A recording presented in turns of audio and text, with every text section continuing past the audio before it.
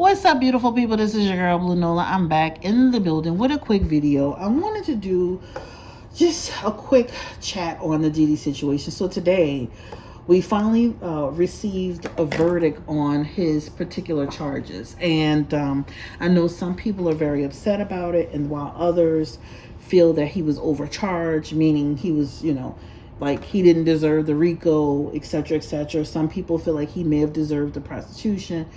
But again, some people are upset about like how it went down. Some people feel that he was overcharged, while others are screaming free Diddy, right? I have a playlist on Diddy, which I will release. And in that playlist, we talk about the Cassie case. That was the first video I actually did about Cassie getting a settlement that actually came to fruition. We talked about the, Jay-Z and Tony Bugsby in that case being dismissed, which it ultimately was. I feel like my readings were pretty spot on. So I'm going to link the actual, playlist in the chat so you guys can see it. I'm going to also link another video that you're going to be seeing after this video so you can kind of get more information from an actual attorney that I truly trust, right? Again, they have people who are upset. There are people who feel he was overcharged. Then they have people that feel like just free Diddy, right? I feel like we're going to come back and do a live session where we're going to fully discuss it all. And the next video you're going to see, they're going to talk about what could possibly happen next. The last video I personally did on Diddy, this is where you're going to see the thumbnail with 50 Cent, Diddy, and then Daphne Joy. I say I would be surprised if he got 5 years. And that's just like what I saw in the messages. So with that being said, I just wanted to come up here and just talk about it. If you have any questions for our live chat that's going to be happening, put it in the chat. Because then I can kind of already have it ready to like kind of get set and go. Again, he seemed happy. His family seemed satisfied. Cassie did put a statement out asking the judge to deny his bail. At this point, he has been charged for the lesser of the charges. So let's just get a quick pull around it. So that's the message around them demanding him stay in. Victims do carry weight. And this could represent his expectations to be shattered. So I think they need to be careful about, he could go home today, but this is given like there could be a change or a block. Victims have a lot of weight, carry a lot of weight. They're asking for him not to be released. And some people agree with it. Some people don't agree with it.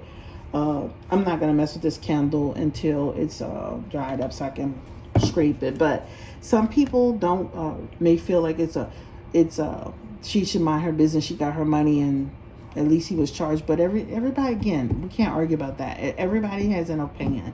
And as a person who considers themselves, I definitely feel she was a victim of domestic violence. I'm going to be serious about that. And my heart goes out to anybody that was affected by this man in any way, whether it was domestic or whether it's some other way.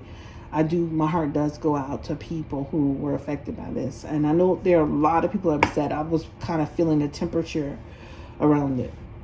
Again, put your questions in the chat, and it may, it's raining right now. I may come back and do a full live, or I may just use your questions to do a full video. So if you have any questions for me to do a full video, please put them in the chat. But I'm going to put the playlist in there so you can see it. I'm going to play a video after this to kind of get some details around his case from an actual judge. And then if you do questions, we could come back and answer those questions. Also, don't forget, I have a summer special for July.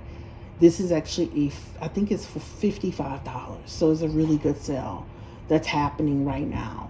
It's on the website at BlueNolaTarot.com, BlueNolaTarot.com. Take care, stay blessed. We'll come back soon to talk about the Diddy case and anything else you want to talk about.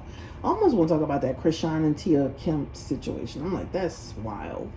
But let me know if you guys have any more questions, and maybe you can vent your frustrations, or people, we can kind of get a temperature around how people feel.